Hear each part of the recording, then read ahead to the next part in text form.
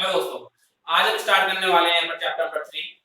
ये हमारा है दो चर वाले रैखिक समीकरण के युग। दो चर वाले यानी कि उस समीकरण में हमारे क्या है, दो चर है। इससे पहले हम बहुपद के बारे में पढ़ चुके हैं। बहुपद में क्या था, जैसे ax प्लस या a square plus bx plus c था। ठीक है, तो इसमें सिर्फ एक चर की बात होती थी। ठीक है, चर एक की बात हो रही है। और रैखिक बहुपद क्या होता था, जिसमें चर की अधिकतम घात एक होती थी, जैसे ax प्लस b। ठीक है, ये क्या था हमारा, एक चर वाला या रैखिक बहुपद था। एक चर वाला रैखिक बहुपद था। अब हम यहाँ बात कर रहे हैं दो चर वाले रैखिक समीकरण की बात कर रहे हैं। तो इसमें क्या होगा, दो चर आ जाएंगे। पहला चर हमारा x है और दूसरा चर हमारा क्या आ जाएगा, y आ जाएगा। ठीक है, तो इसको क्या बोल देंगे, दो चर वाला रैखिक समीकरण। रैखिक क्यों है, क्योंकि इसमें जो दोनों चर है इनकी जो अधिकतम घात है वो क्या है, एक है। इसलिए हमारे क्या है, ये रैखिक समीकरण है। और चाहे हमारे x और y क्या होती है, हमारी एक अज्ञात राशि होती है जिनका मान हमें निकालना होता है। चलिए अब स्टार्ट करते हैं एक्सरसाइज 3.1 को। इसका पहला क्वेश्चन आपकी स्क्रीन पर है। वो कहता है, आफ्ताब अपनी पुत्री से कहता है, 7 वर्ष पूर्व मैं तुमसे 7 गुनी आयु का था, अब से 3 वर्ष बाद मैं तुमसे केवल 3 गुनी आयु का रह जाऊंगा। इस स्थिति को बीजगणितीय एवं ग्राफिक रूप में व्यक्त कीजिए। ठीक है, बीजगणित रूप क्या हमारा, जब रैखिक समीकरण हमने आपको बताया है, ठीक, वो हमारा क्या है, एक बीजगणित रूप है। अब वो कहता है, आफ्ताब कहता है अपने पुत्र से 7 वर्ष पूर्व वो तुमसे 7 गुनी आयु का था। ठीक है, तो सबसे पहले हम इनकी आयु मान लेते हैं। इनकी वर्तमान आयु क्या थी, तो क्या लिखेंगे, माना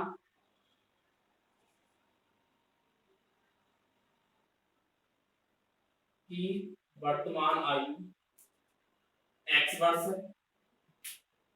ठीक है, और उसकी पुत्री की आयु,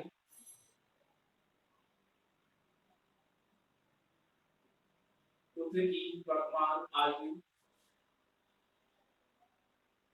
वो क्या है, y वर्ष है।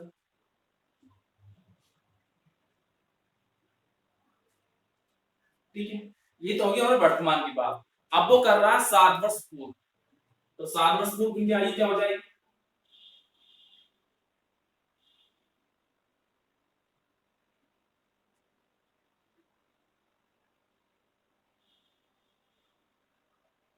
अब देखिए वर्तमान आयु हमारे पास x वर्ष है, हमने माना है इसको, तो 7 वर्ष पूर्व की बात करेगा तो जाहिर सी बात है इस वर्तमान में से हम 7 वर्ष घटा देंगे, तो क्या आ जाएगी हमारी x माइनस 7 वर्ष।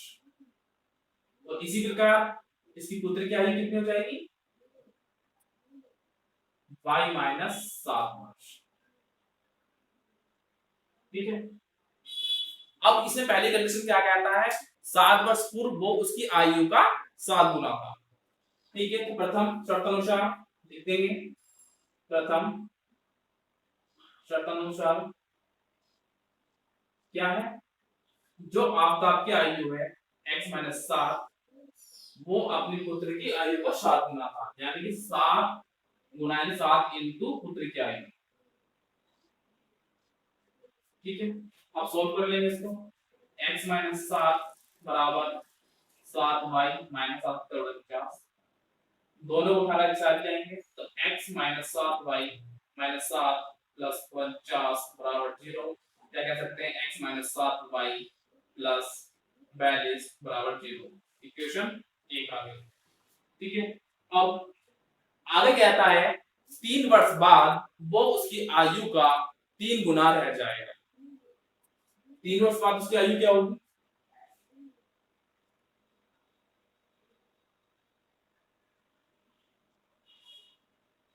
3 वर्ष बाद आपकी आयु, वर्तमान आयु में 3 वर्ष ऐड कर देंगे तो x प्लस 3 हो गया। और इसी प्रकार इसकी पुत्री की आयु कितनी हो जाएगी, 3 वर्ष के बाद y प्लस 3। तो हमारे क्या है, द्वितीय अनुसार है, शर्तानुसार हो जाएगा क्या, इसकी जो आयु है पुत्री की आयु तो 3 गुना रह जाएगी। ये जो आयु है पुत्र की आयु की 3 गुना, लिख दिया हमने। सॉल्व करेंगे इसको,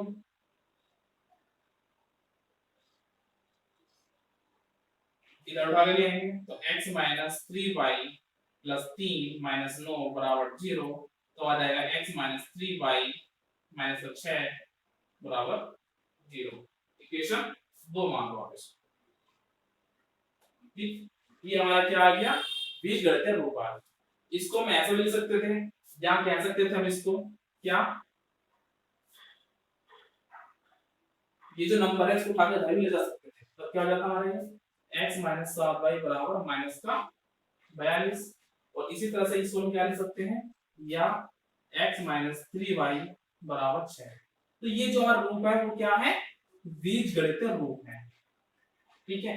तो पहला क्वेश्चन में जो कह रहा था बोनस वीडियो तो लिख दिया है। अब वो कहता है इनको ग्राफ में भी दर्शाना है, ग्राफ में दर्शाना है। इससे पहले हम 9th क्लास में ग्राफ पढ़ चुके हैं, जब हम बीजगणित रूप का आरेख खींचते थे, ग्राफ बनाते थे। कैसे, ये हमारा x x डैश अक्ष है, ये हमारा y डैश, ये हमारा y, ये हमारा मध्य बिंदु O हो गया, ठीक है। यहाँ हमारा नंबर हो गए 1 2 3 4 5 6 7 8। इसी तरह से यहाँ पे 1 2 3 4 5 6 7 8। इसी तरह से नीचे जाएंगे तो माइनस में आएंगे, इसी तरह इधर जाएंगे तो माइनस में, ठीक है।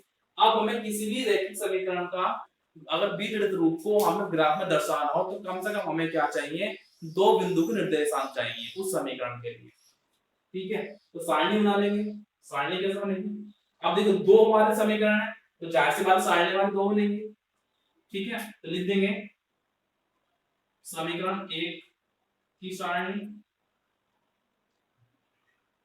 क्या है,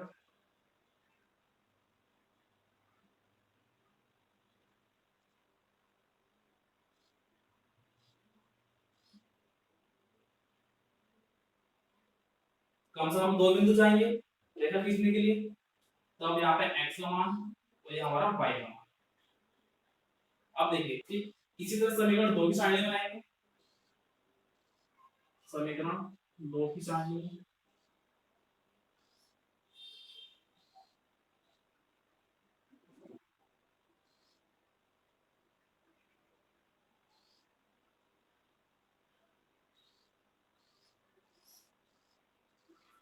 ठीक है। अब x और y, ठीक। अब देखो समीकरण 1 के लिए यदि मैं x का मान 0 रखूं, यहाँ पे x का मान 0 रख दूं, तब क्या होगा, 0 माइनस 7y बराबर माइनस का 42। 0 से का मतलब नहीं होगा, तो माइनस 7y बराबर माइनस का 42, माइनस से माइनस कैंसिल, 7 6 42, यानी y का मान क्या आ जाएगा, x बराबर 0 के लिए 6 आ जाएगा, ठीक है। और इसी हिसाब से अगर मैं x का मान अगर 7 माइनस 7y बराबर माइनस का 42, ठीक है। इस 7 को उधर ले गया मैं, तो माइनस 7y बराबर माइनस का 42 माइनस का 7 49 हो गया, वो किसका माइनस का 49, ठीक। माइनस से माइनस घटा 7 से 49 7 बार जाएगा तो y की वैल्यू कितनी आ जाएगी, 7 आ जाएगी। तो कह सकते हैं क्या, जब हमने x का मान 7 रखा तो y का मान हमें क्या मिला, 7 मिला, ठीक। दो नंबर 2 हमें से 2 ही निर्देशांक चाहिए थे बिंदु के, वो हमें मिल गए, ठीक। पहला बिंदु निर्देशांक क्या होगा 0 6 और दूसरे क्या होगा 7 और 7। इसी तरह से अब हम इस समीकरण में लेंगे, अगर मैं इस समीकरण में x का मान 0 रखूं तो क्या होगा, 0 माइनस 3y बराबर 6, तो y का मान क्या आ जाएगा मेरा, y का मान आ जाएगा मेरा माइनस का 2, ठीक। तो x बराबर 0 के लिए y का मान कितना है, माइनस का 2 है। इसी हिसाब से अगर मैं x का मान यहाँ पे रखता हूँ 3, x का मान 3 रखा तो 3 माइनस 3y बराबर 6, तो माइनस 3y बराबर 6 माइनस 3, यानी कितना है 3 बचा, यानी कि y का मान कितना आएगा 1 आएगा, वही कौन सा माइनस का 1। तब मैं क्या कह सकता हूँ, x का मान 3 रखने पर y का मान में क्या प्राप्त हुआ, माइनस का 1 प्राप्त हो गया, ठीक है। अब वैल्यू अगर कुछ माइनस में भी आ रही है तो उसको माइनस में लिख लेंगे कुछ वैल्यू, जैसे यहाँ पे -1 -2। ठीक, अब देखिए पहले इसके लिए समीकरण एक ही सारणी में देखिए, अगर x का मान 0 है, x का मान 0 है, वो कहीं नहीं ला, सिर्फ यही है, तो y का मान कितना है 6। तो पहला बिंदु हमारा यहाँ पर आ गया। ठीक, उसके बाद क्या आता है, यदि x का मान 7 है, x का मान 7 है, यहाँ पर आया, तो y का मान में क्या है 7 है। अब यहाँ पर y का मान क्या है 7 है, यानी जाहिर सी बात है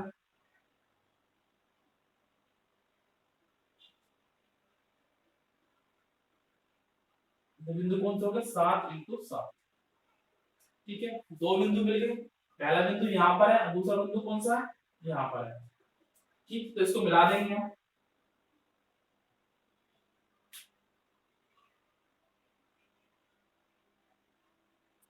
ठीक है, तो ये किस जो रेखा है किस समीकरण की है, वो है हमारी x - 7y बराबर -42 की रेखा, या कह सकते हैं x - 7y + 42 बराबर 0 की रेखा।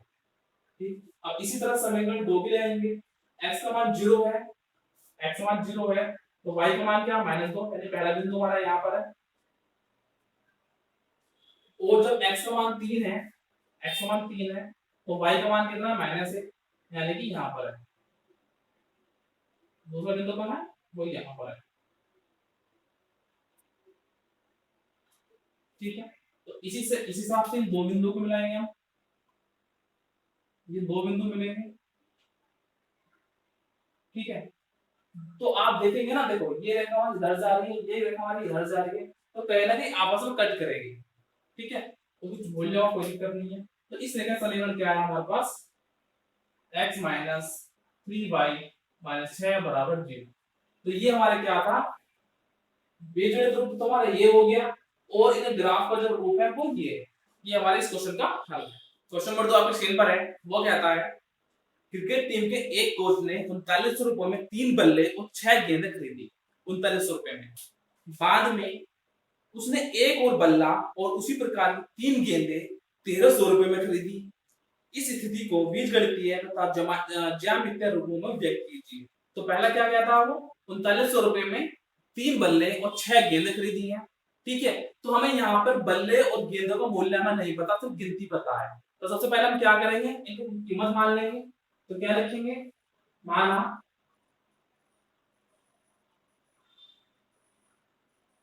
बल्ले की कीमत, एक बल्ले की कीमत x रुपए है, और एक गेंद की कीमत y रुपए है। ठीक है, तब प्रथम फर्स्ट कंडीशन थी इसकी, या केस 1 लिख देंगे, या प्रथम शर्तानुसार। तब क्या कह रहा है वो, 3 बल्ले और 6 गेंदे मिलाकर कितना बन रहा हो, 3900 रुपए बन रहे हैं। समझ रहे हो, 3 इंटू एक बल्ले की कीमत प्लस 6 इंटू एक गेंद की कीमत मिलाकर क्या बन रहा हो, 3900 रुपए मिल रहे हैं। इक्वेशन 1, या वैसे इसको 3 से भी और काट देंगे, या 3 से काटेंगे आएगा x प्लस 2y बराबर 1300, इक्वेशन 1। ठीक है, इसी प्रकार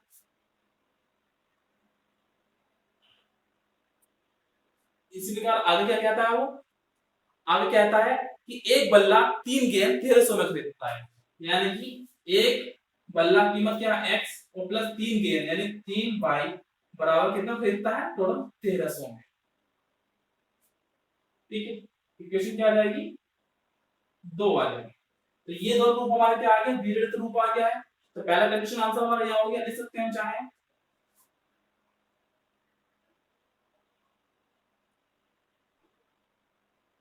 बीजगणित रूप कौन कौन सा आ गया हमारे, x प्लस 2y बराबर 1300, इक्वेशन 1, व x प्लस 3y बराबर 1300, इक्वेशन 2। ये हमारे इसके बीजगणित रूप आ गए। अब हमें इसे ग्राफ में दर्शाना है, ज्यामितीय रूप देना है इसके। तब समीकरण 1 की सारणी क्या आएगा,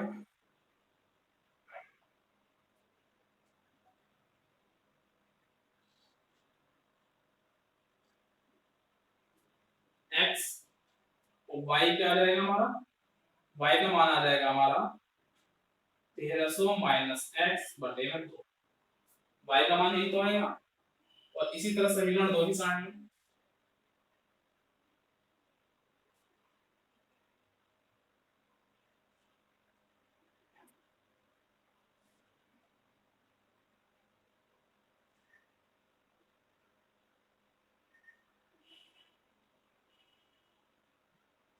x y क्या आएगा हमारा, y आएगा हमारा 1300 माइनस x बटे में 3। ठीक, x और y का मान मिल जाएंगे हमें। अब देखो बात यहाँ पे 1300 की बात हो रही है, तो x और y को छोटे छोटे नंबर नहीं रखेंगे हम, या 100 500 600 इस तरह से रखेंगे ताकि ग्राफ भी बनाने में हमारा को थोड़ा सॉल्यूशन हो। तो क्या कर लेंगे हम रख लेंगे इसको x बराबर 300 मान लो हम, चाहे x का मान 300 माना, तो तब कितना आएगा हमारा y का मान 1300 माइनस 300 बटे 2 यानी 1000 बटे 2 यानी कि 500 आ गया। इस हिसाब से अब x का मान मान लो अगर 700 होता या 600 होता, x का मान 600 या कह लो कि x का मान हमारा 1300 मान लो, x का मान हमने क्या 1300 मान लिया, तब y का मान क्या होगा 0 होगा। क्यों 1300 माइनस 1300 0 हो गया, तो y का मान 0 आ जाएगा। इस हिसाब से यहाँ पे अब यहाँ पे x का मान जो 100 मान होगा, x का मान 100 मानेंगे, तब हमारे यहाँ पे क्या आएगा y का मान 400 आएगा। y का मान 400 क्यों 1300 माइनस 100 1200 बचा, 1200 300 भाग करें 400 आएगा। ठीक है, इस हिसाब से अब x का मान 1300 ले लो, तो y का मान क्या हो गया 0 हो गया। तो हम ग्राफ खींच सकते हैं। अब यहाँ पर देखो जो बड़े बड़े नंबर की बात हो रही है, तो हम क्या मान लेंगे, हम मान लेंगे जो हमारा, तो हम इसमें क्या करें हम पैमाना मान लेंगे, क्या मानेंगे माना, पैमाना 1 बराबर 100। ठीक है, यानी कि जो 100 नंबर है उसके बराबर है 1 के बराबर है, तो थोड़ा इजी हो जाएगा। तो इसका आगे हम ग्राफ भी खींच सकते हैं अब।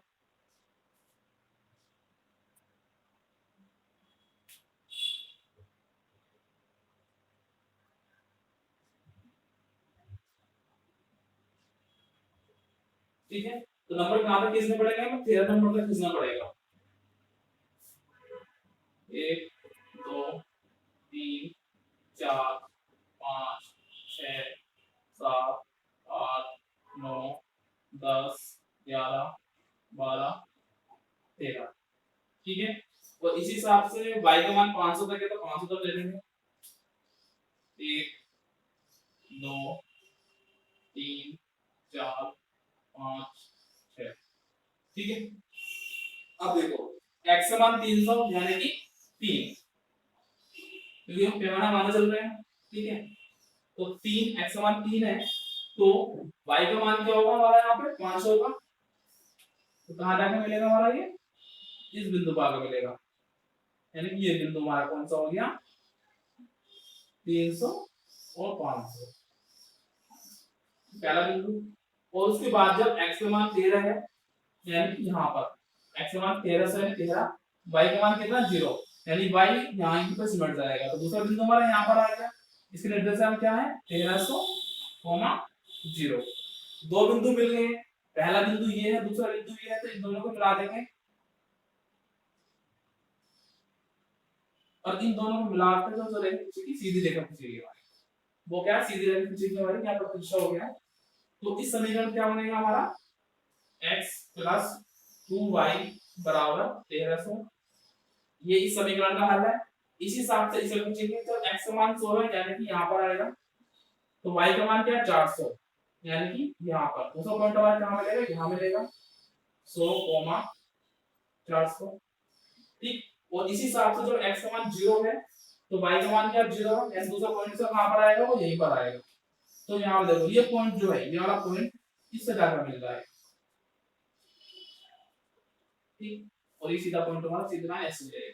इसका जो समीकरण है वो क्या है x प्लस 3y बराबर 1300, ये इसका हमारा ज्यामिति हो गया। हम यहाँ लिख भी लेंगे क्या, एक पैमाना बराबर 100 माना।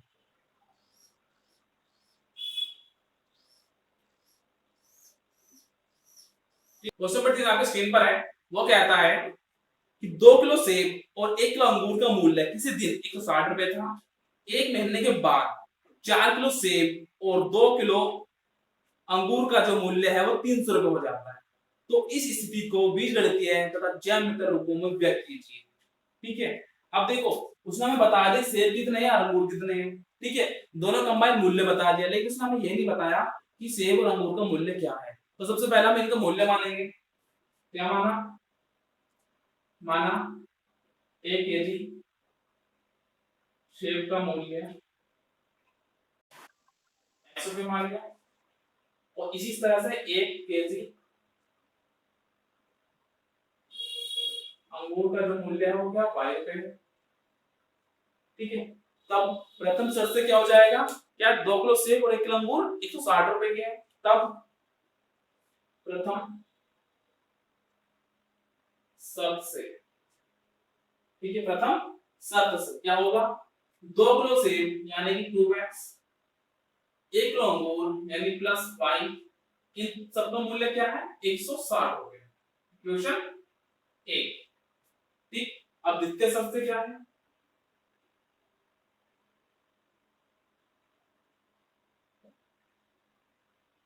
इसकी द्वितीय शर्त क्या आती है, 4 किलो सेब और 2 किलो अंगूर इनका मूल्य क्या है 300 रुपए, यानी कि 4 किलो सेब 4x प्लस 2 किलो अंगूर का मूल्य कितना 300 रुपए। ठीक है, पूरा समीकरण 2 से डिवाइड हो जाएगा तो क्या आएगा, या 2x प्लस y बराबर 150, इक्वेशन 2। ठीक है, ये हमारा क्या आ गया, बीजगणित रूप आ गया।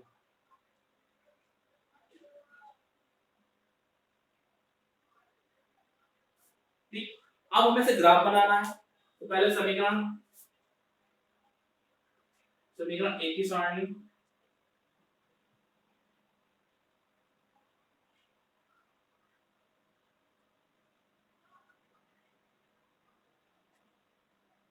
x और y। ठीक, अब देखो यहाँ पे अगर x लेते हैं तो y की वैल्यू क्या आएगी, x 2x उठा के इधर ले जाओ तो क्या आ जाएगा 160 माइनस 2x, तो y का मान आ जाएगा ये। तो y का मान क्या है हमारा, यहाँ पे y का मान है हमारा 160 माइनस 2x। ठीक है, और इसी हिसाब से यहाँ भी है y का मान चाहिए हमें यहाँ पे समीकरण सारणी 2 के लिए। समीकरण 2 की सारणी,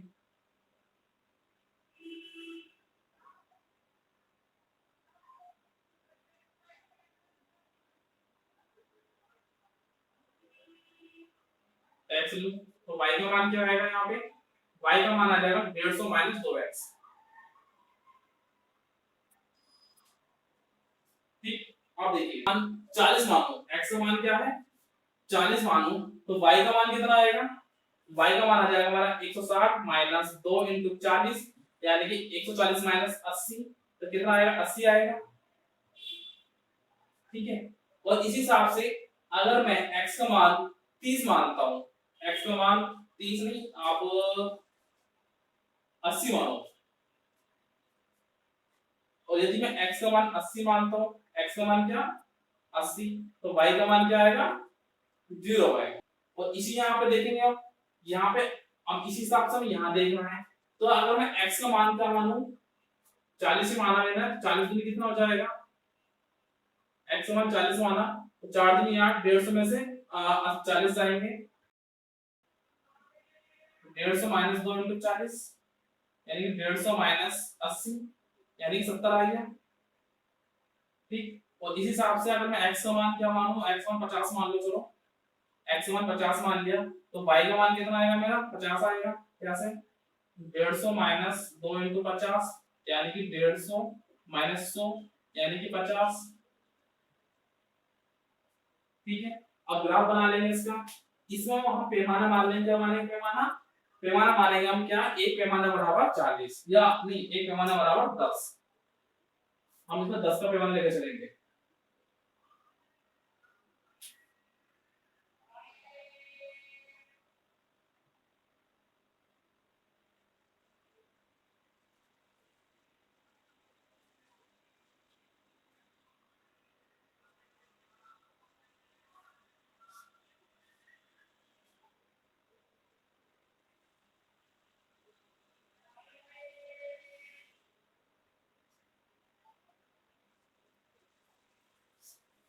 ठीक है। अब देखिए जब x का मान यहाँ लिख लेंगे हम क्या माना एक पैमाना बराबर क्या है 10। ठीक है। अब देखिए यहाँ पे 40 है यानी x का मान क्या 4। ठीक। तो y का मान क्या है 80 यानी कि 8। तो कहाँ मिलेगा पॉइंट हमारा यहाँ पर मिलेगा। ये पॉइंट हमारा कौन सा 40 इंटू 80। ठीक। और जब x का मान 80 था यानी कि यहाँ पर तो y का मान कितना 0 यानी यही दिख गया। तो दूसरा बिंदु कहाँ पर आएगा यहाँ पर आएगा कौन सा 80 इंटू 0। दो बिंदु मिल गए हैं पहला बिंदु ये और दूसरा बिंदु ये। तो इससे यहाँ तक के हम मिला देंगे इसको।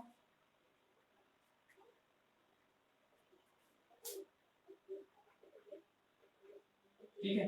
तो कुल लाइन सीधी खिंच जाएगी। ठीक। तो ये समीकरण रूप कौन सा आ जाएगा हमारा ये आएगा हमारा समीकरण रूप 2x + y बराबर 160 का। और इसी प्रकार इसके लेंगे जब x का मान 40 यानी कि यहाँ पर तो y का मान क्या है 70 है। y का मान क्या 70 यानी दूसरा पॉइंट हमारा यहाँ पर आ गया।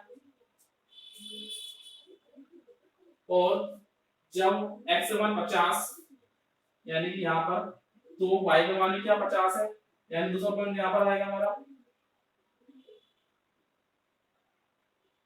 ठीक है। यानी कि यहाँ पर अब देखो ये दोनों पॉइंट मिल जाएंगे आपस में। तो अब देखो ये जो रेखा है ना ये वाली रेखा ये दोनों रेखा आपस समांतर आएंगी। क्या आएंगे आपस में समांतर आएंगी दोनों रेखाएं। तो इसका समीकरण रूप क्या हो जाएगा हमारा 2x + y बराबर 150। ये इसका हमारा रूप आएगा। तो दोनों जो रेखाएं आएंगी वो कौन सी क्या आएंगी समांतर आएंगी।